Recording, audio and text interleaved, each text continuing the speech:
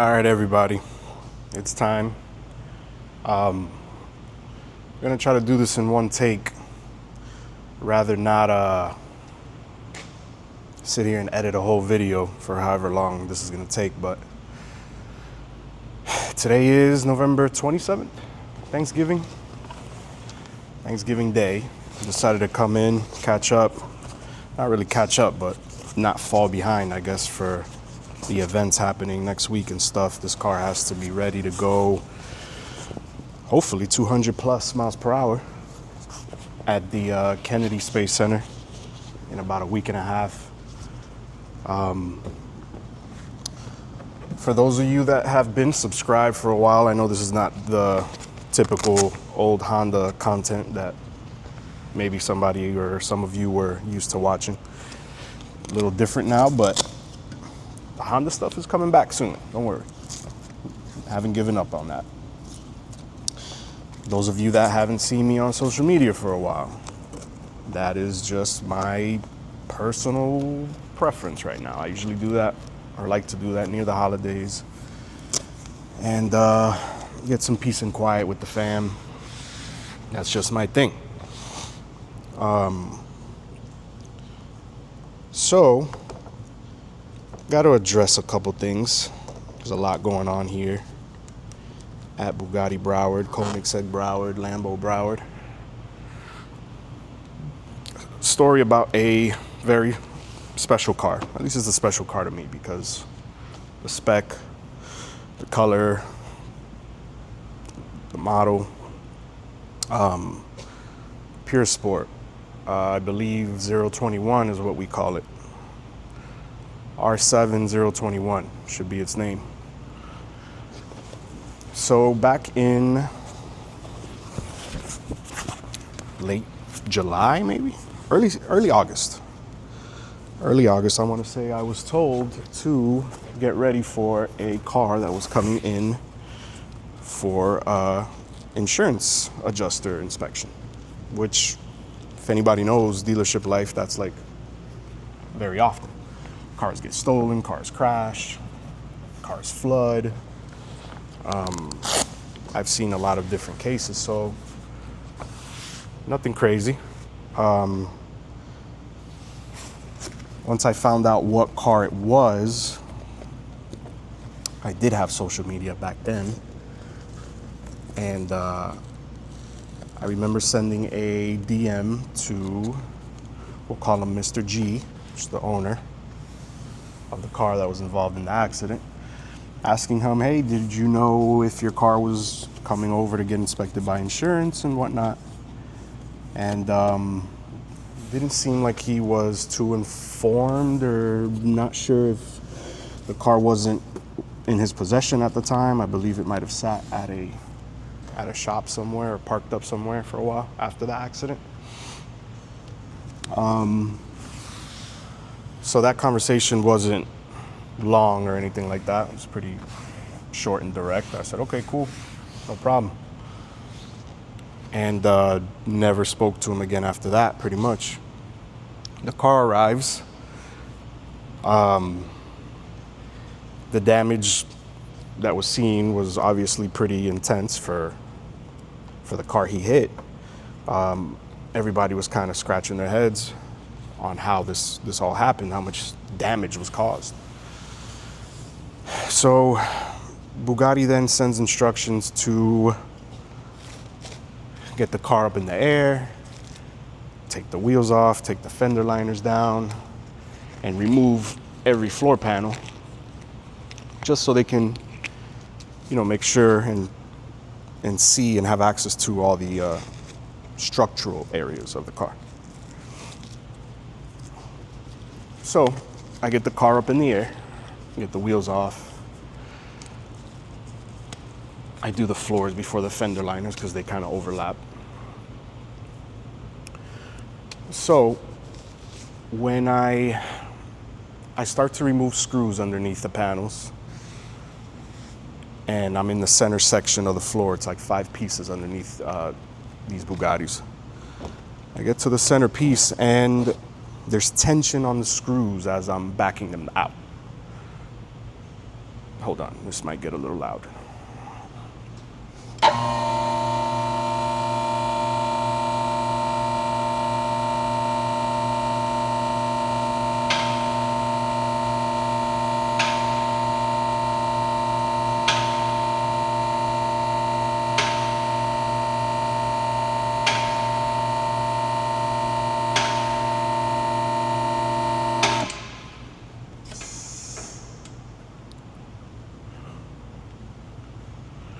So as I'm backing out the screws for the floor, I'm noticing there's some tension on the screws as I'm backing them down. I'm like, well, I hope, sometimes you see cars that have been previously serviced somewhere else and somebody just, hit these little screws. They're titanium, by the way. They hit them pretty hard with some guns sometimes. You don't know. You don't know where the car's been, who's touched it. Long story short, once I got the screws off for the center floor, right where the transmission pretty much hangs above, I heard this loud pop, like a echoing hollow pop. And I kind of stood there like, whoa. Like hopefully something isn't about to collapse out of this thing and fall down on me, but it stayed together and the floor came off. At the moment, I didn't think anything of it. My mission was to get these panels off because Bugatti was on the way, which nobody flew in from France or anything like that. But yeah, Bugatti was on the way. Insurance was on the way. And I had to get the panels off and I had to get wheels off, fender liners, floors down, and pretty much open the car up so they can see all the damage that was done. So as we're inspecting the car together, we see some things that, were concerning to the insurance adjusters. They were concerning to Bugatti. The Bugatti rep had to take a bunch of notes. He had to take pictures. I also took pictures as well of parts and damage because my hope was that both Bugatti and the insurance company would be like, hey, this is fixable, start ordering these parts. So I would have had a record of what parts were needed, and insurance would have paid for some serious repairs and we would all been happy. But unfortunately, it was not like that. The first major red flag was the front end. It came in missing the bonnet, the front bonnet, bumper was pretty much in the middle, gone. The horseshoe, the emblem. The first big impact that we noticed, besides obviously the front frame rails and all that stuff, which technically is replaceable. It's designed to absorb the impact. But they saw that the monocoque, the tub, the carbon tub had, it's like whatever the car hit grazed it. Might have climbed up on the car and just grazed that right front corner on the passenger side and grazed the monocoque. But I was always staying on the positive side with it. I was like, you know what? This is, it's cosmetic. Bugatti they don't have any room for, just turning their eye to any type of damage. If they see something was hit or touched or made contact, they're all about fixing it.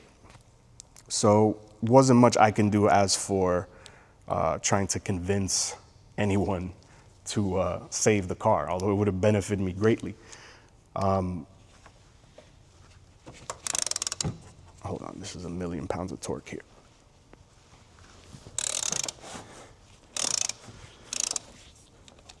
So that was the first red flag. Then the conversation started about, the car has to go back to Molsheim. It has to go back to France. It needs a new tub. I said, well, there goes that. This car's about to get written off right in front of my face. Whatever, moving on. We kept going, moved towards the back of the car, looking under.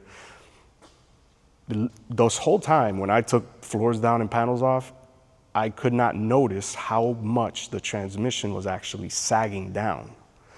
The transmission was doing this. So the transmission's in the front, engine's in the back, goes through a tunnel, there's a drive shaft going forward, blah, blah, blah. I could not visually see or notice how much the transmission was sagging.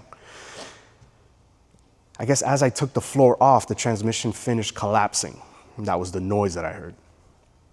The Bugatti rep was the one that managed to notice two mounting points on the front side of the engine where it meets the transmission. What we would call in drag racing or a drag car, a mid plate or a torque plate. These cars have that in the front of the engine, in between engine and transmission. You got a mid plate, each corner goes into a mount that's in the monocoque. So he noticed that both sides were cracked clean off. And that's why the engine was actually, the transmission was sagging downward, which actually brought the drive shaft, the front drive shaft, to sag on top and rub on the lithium-ion battery as well. His curiosity started from seeing the drive shaft laying down on the battery. And we even questioned, was the impact so hard on the front that it managed to move anything backwards, as in is the front differential moving back? So the front axle just squished backwards, that's kinking the drive shaft. But he looked and said, there's just no way, the impact could have done all that damage from the front of the car, through the frame rail, through the monocoque, and just absorb it at, didn't make sense to him. So he kept moving back and looking, and as soon as he flashed the light up near the engine and transmission area, he found the mounts broken. So those conversations got worse, and the notes were being written, the pictures were being taken.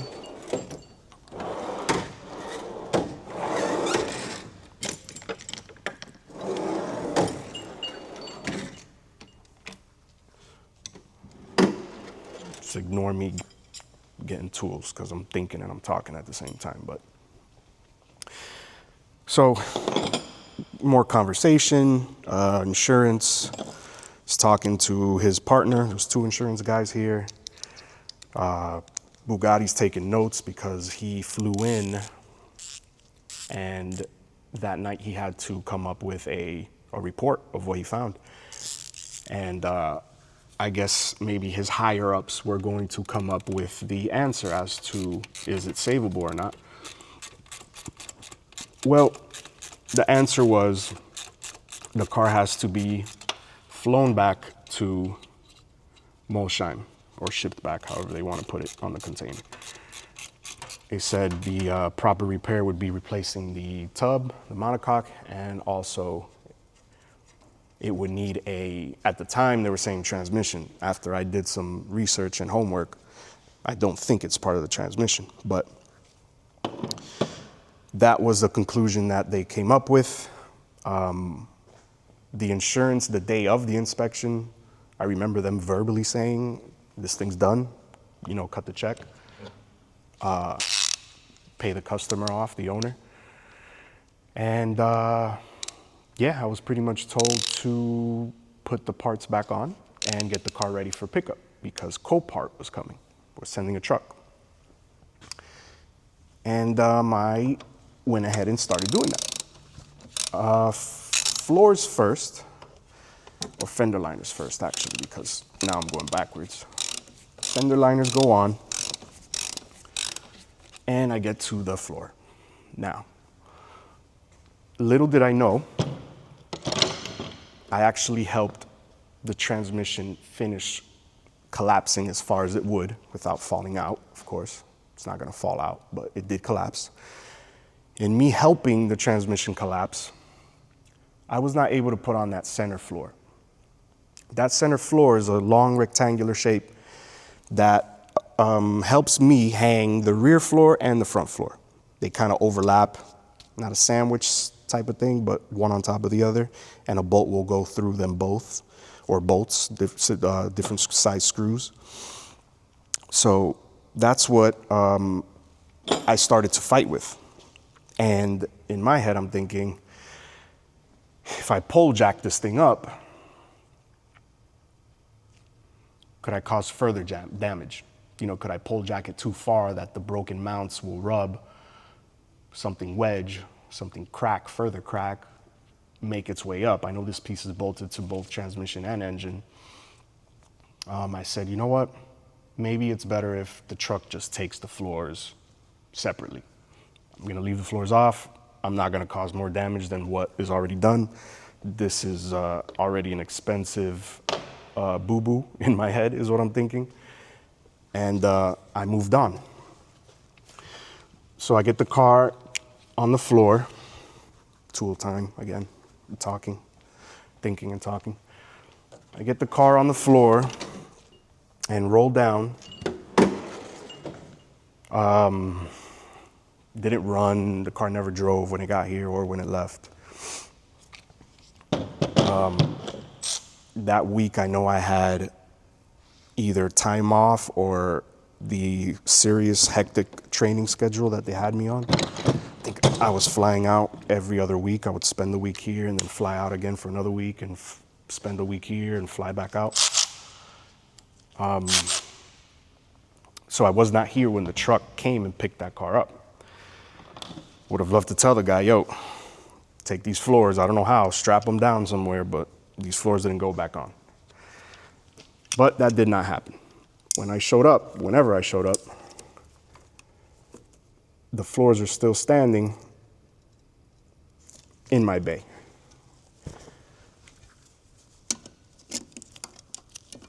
Let me get these pads freaking squished back a little bit. So the car gets picked up,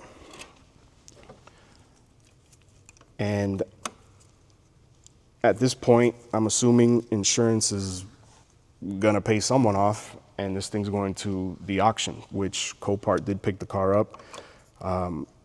It was pretty quickly put up on a website for Copart, the auction. It was kind of like the pre-auction deal, I guess, that coming soon type of post, I remember, on their website. And yeah, the part sat. So I'm thinking, you know what, somebody's gonna freaking notice this shit's not on the car. And somebody will come back for it. Nobody came back. Weeks passed, I believe even a month passed, and I'm tripping over these floors that nobody's coming for. So I don't know at this point if the owner still had the car or was still the owner of the car. Was the insurance the owner of the car? I'm not 100% educated on what the auction procedure is. Does the insurance always own the car until the end and they just pay Copart to auction it off for them? Does Copart buy the car? I don't know.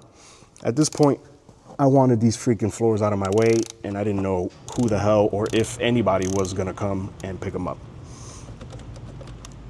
So, you know, I had pictures of everything from the inspection and the damage. And at that point, from the little damage and scuffs and cracks and little hole I saw on the front floor, I said, man, you know what? This is scrap. Somebody come get this shit. Got rid of it. The rear floor is actually still here. And apparently these front floors ended up in some interesting hands, or in the wrong hands, that Mr. G has been going on a mission for however long now. Just recently saw that I think he recovered that section, which I'm really happy for, because believe it or not, I'm rooting for him. The car is more special than people know or think, I think.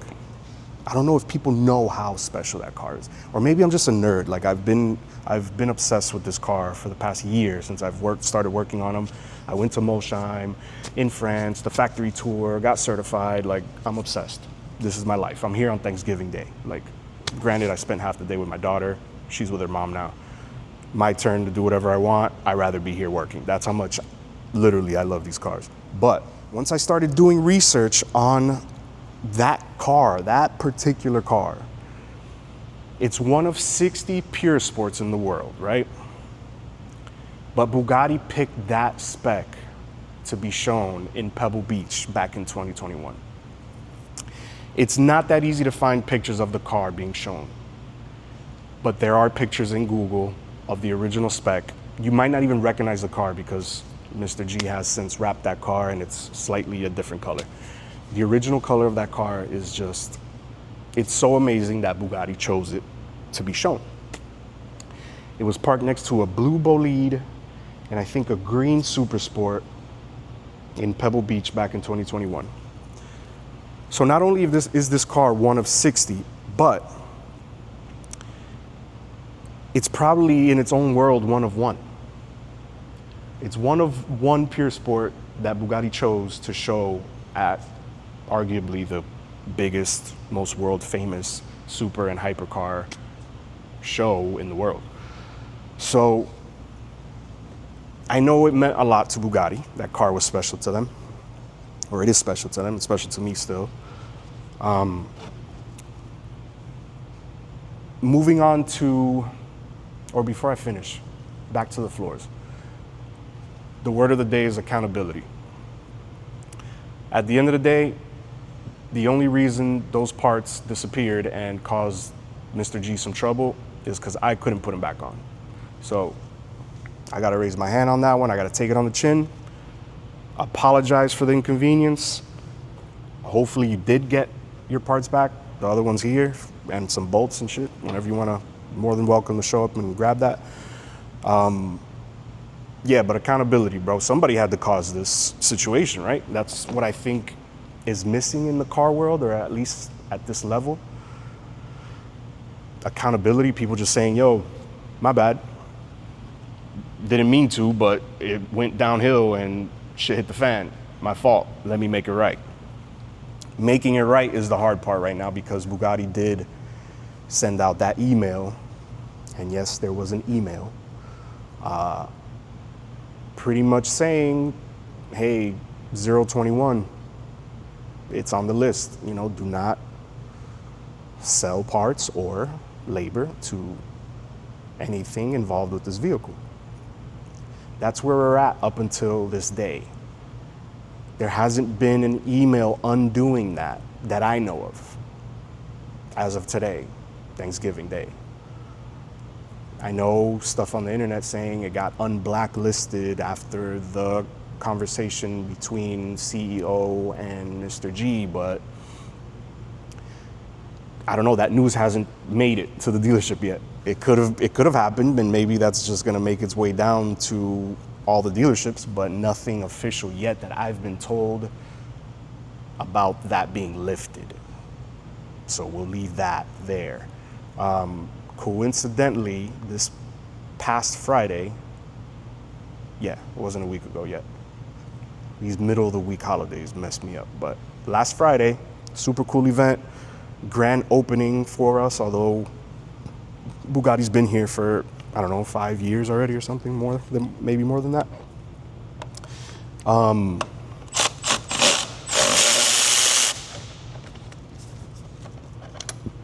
Mate Remax shows up. My birthday weekend too. How cool. So my birthday weekend, I turned 39, for those that want to know. Mate Remax is here. Bunch of after sales, big ranking guys are here. Imagine if the CEO's here, then everybody else that's here is a big deal.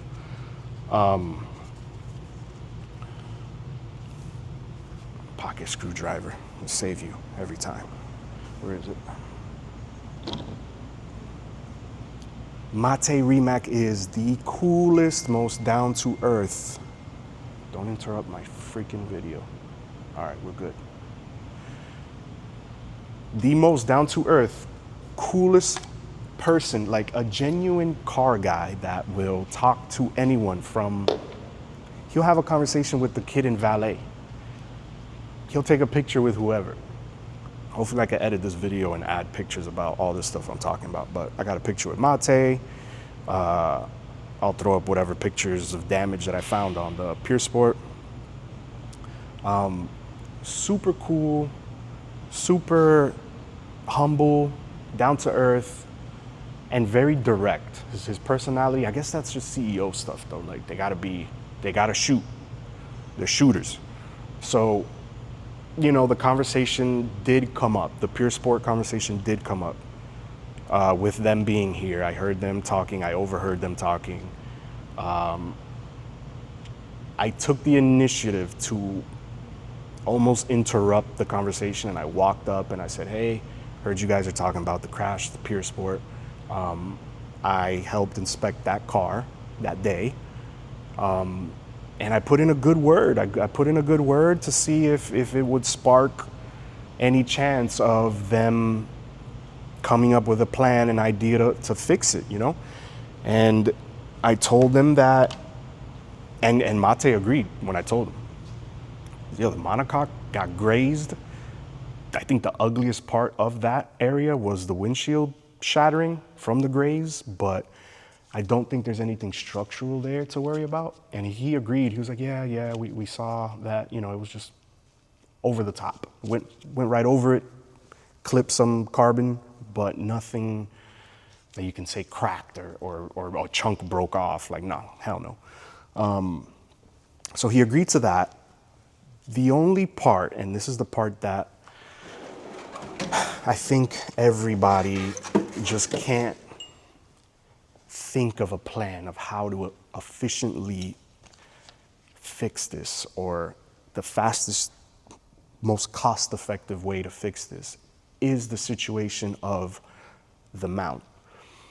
That mid plate, that intermediate plate, I look in the catalog. At first it was spoken about, it's part of the transmission. My biggest fear was that it was part of the transmission, because Pure Sport, by the way, 1 of 60. I think 15% shorter gear ratios overall. These cars are different. Not this one. I got one to my right over here. And there's another one coming through for service also, I think Monday. But 1 of 60. So if there's 60 cars with this special transmission in it, the thought of needing another one, I was like, there's no way. The car has been done, produced, finished for years. Right now, production is probably finishing Mistral. Mistral and Bolide was the plan for this year, right? When I was in Molsheim earlier this year, they said, yeah, there's no Chiron, base sport, super sport, pure, no one-offs, nothing, except for that one Bulliard, super cool, hardtop Mistral style, super sport, diffuser, beautiful car. So it's Bolide Mistral, and you're far past the end of Pure. So if Pure is done, I'm thinking to myself, where's their transmission supposed to be popping out of? Is there a short ratioed 7-speed dual clutch Bugatti transmission just sitting around somewhere, or what am I missing here? That was my biggest fear. I said, well, if it's part of the transmission, I don't know if this is gonna be a thing. You know, it doesn't sound like that part is available separately or going to be sourced separately or individually. Again, looking at the parts catalog, I wish I could post the pictures, but it's on the confidential website that the dealers and the partners have access to, so I'm not trying to put any of that information up. There's no part number that I can even tell you guys even exist for it. So the only place that it pops up in the catalog is attached to the engine.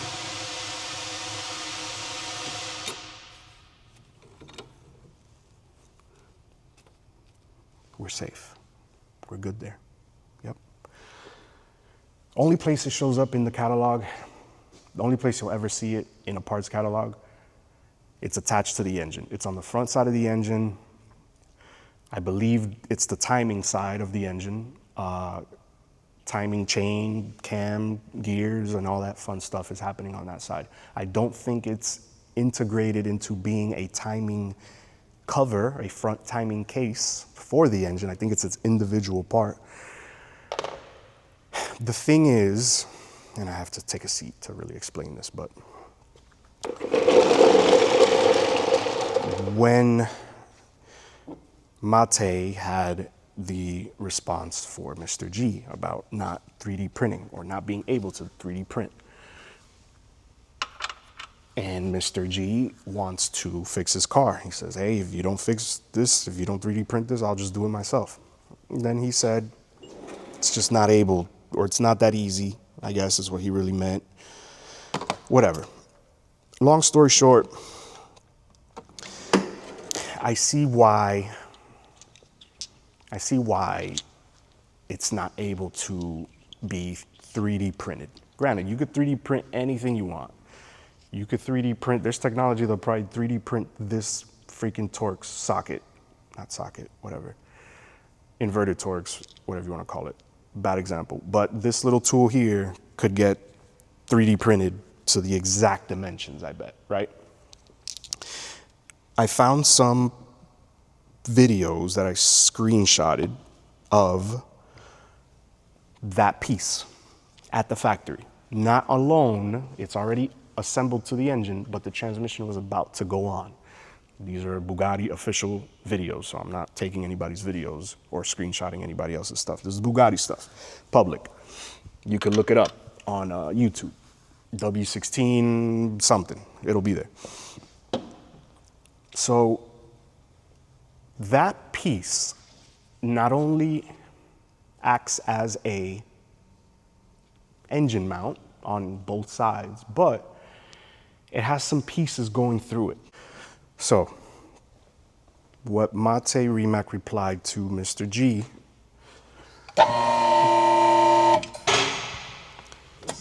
it wasn't, and I'm speaking just off my opinion, what I think, not what I've been told, or nobody's ever, sent me any type of conversations of anything.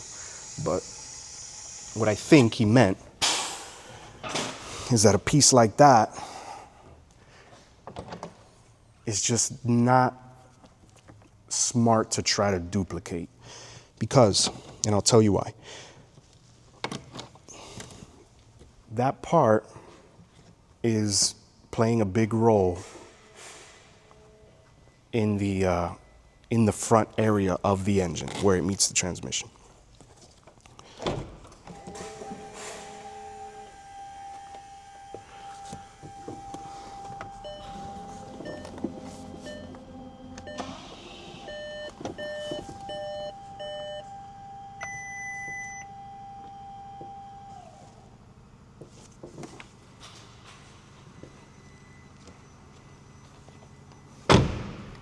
All right, I'm running out of time with this SD card, so I got to wrap up this whole theory of mine. So it's not easy to duplicate. It's not a part that you can just take off whenever you want, test it, scan it, make it, test it, put it back, check fitment. It just doesn't make sense, because from what I've seen, and I'll edit this in post so you can see what I'm seeing, because I need you to understand the homework I've done. It's not something, the hood shocks are dead, this thing doesn't stay up. It's not something that you can accurately duplicate on your first try. And not to discredit anybody that he may have, or any equipment he may have that might be the best stuff in the world to make stuff, 3D print and, scan and make stuff, but not to discredit anything like that. But even the simple stuff that people try to 3D print and make isn't a good fit the first time. They go through batches of that stuff. The bad part about not getting it right the first time is that you're gonna find out once something worse happens. Like I said, you have the drive shaft that goes to the rear differential, comes up along the side of the engine, and through that cover. Goes through that cover into the transmission. Once it goes into that transmission, I'm sure it sits in a casing with splines, bearings. Zero vibration is allowed at that point. This also has to line up perfectly to the engine block to then perfectly line up the transmission on the other side, because it's a bolt pattern on either end. One is to get it to the block, mount it to the block. Once it's on the block, then there's holes on the other side to get the transmission on. If you get this wrong, Lift noise, lift noise, lift noise. Is my caliper still alive? Nice. So if you get this wrong, and you'll understand once you see the pictures, trust me. There's a specific bolt pattern that goes to the engine block. Then there's a specific bolt pattern that the transmission goes on to. If you get it wrong on either end, it's catastrophic. Your transmission's not lined up dead center with, you know, where that flywheel is at, whether the flywheel probably has a female, a splined female that the dual clutch has a male to meet. If that is off by the slightest bit, and it might bolt together, it might freaking just click right on, but if it's off without you knowing how much it's off, it'll eventually just shake itself to death, is my theory. The W16 is already long in itself. The crankshaft is huge. It goes through this intermediate plate, this housing that got cracked, and then the transmission meets it on the front end of the car inside the tunnel. I can't imagine there being the slightest bit of imperfection in that area for it to survive. Other than that, I don't know what quick fix. It would be a shame to have paid that much money. I think they mentioned $2 million to win that bid. It would be sad to have a do-it-yourself backyard hack job repair to it, because that's a lot of money for a car that's not going to be able to perform to its full potential. Because if you just pry the transmission up, you know, pull jacket and weld plates around the areas that cracked. Granted, you could probably, you know, keep driving it around the block, I guess, if that's what you want to do. But a car like that, like, it's literally designed and tuned for lateral grip. The tires are different, the camber's different, the suspension's different, the gearing is different, the aero is different, the weight is different. It's a lot more different of a car than people think or know. It would be, like I said, a tragedy if a car like that doesn't get fixed correctly and to its full potential again. That's my thoughts on it. As for the plate, it also holds the actuators for the sequential turbo activation and deactivation. So for low RPM, you get, I believe, the 2 rear turbos, and there's a flap closing the exhaust manifold at the front turbos. There's a little box inside this mid plate, this intermediate plate that broke. There's little boxes on each end with a shaft going into the exhaust manifold. That's also part of that component. And of course, from up there, it goes up to the engine mounts. I'm trying to think what else. What else is this thing doing? I'm looking at it now, and yeah, the flywheel's in there, so there's gonna be timing sensors or speed sensors all around it. Not timing, it'll be speed, or timing, could be. Mounts, you got the turbo actuation, and you got the drive shaft going through it.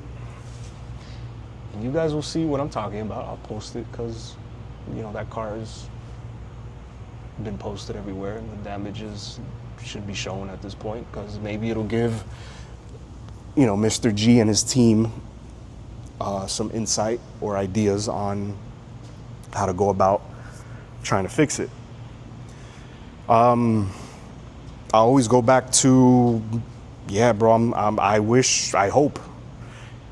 hope you can get it done. My approach would be,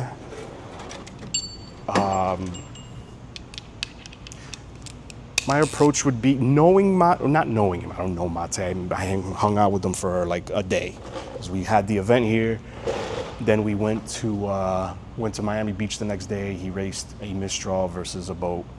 I have a short clip of it on YouTube, but I don't know him personally, but what I gathered from him in the short time that I heard him talk or have conversations with people, or even the conversation we had at the event, he's very, again, down to earth. He's gonna listen to you. That's why he replies, I feel like. He replies to people. I've seen him reply in comments to random car posts. You know, he's a car guy. He came up from that. He'll talk, he'll listen, he'll entertain ideas. He has to make the smartest idea, of course, to protect the best interest of everyone else that he's responsible for and the companies that he's responsible for. But he'll listen and he'll talk. So yeah, there's a lot going on in the car world right now. There's a Koenigsegg here. I hope it's not on footage. I think it is. It's behind me, isn't it? Everybody's seen that car though. Everybody knows what's going on.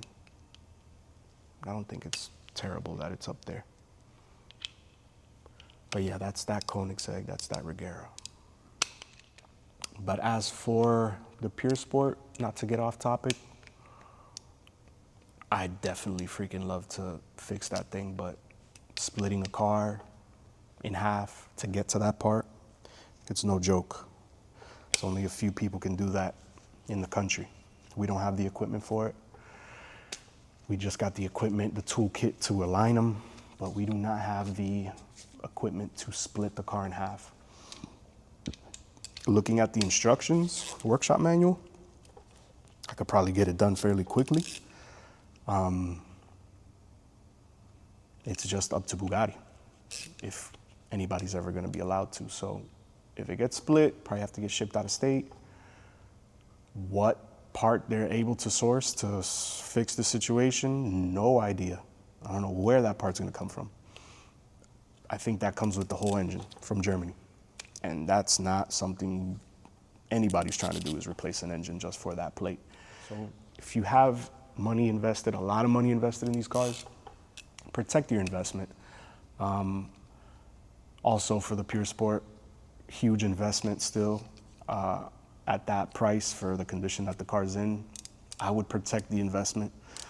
The car can only go up in value if you play your cards right and fix it correctly, or try to get this relationship with Bugatti fixed, I guess I should say, because I can't say go fix it because right now your hands are tied. So that's why I'm rooting for you. If you get it done right, financially, you'll be okay. I mean, I'm not saying you're not okay. I'm sure you're perfectly fine financially, but with the car, you don't want to take an L. And doing something crazy to it could possibly, almost for surely, drop the value of what you've already put into it. I don't know if that makes sense, but I think it does, numbers-wise. If you do it right, my dream would be for it to be restored to its original state, which I'll post what that car actually looked like when it left the factory.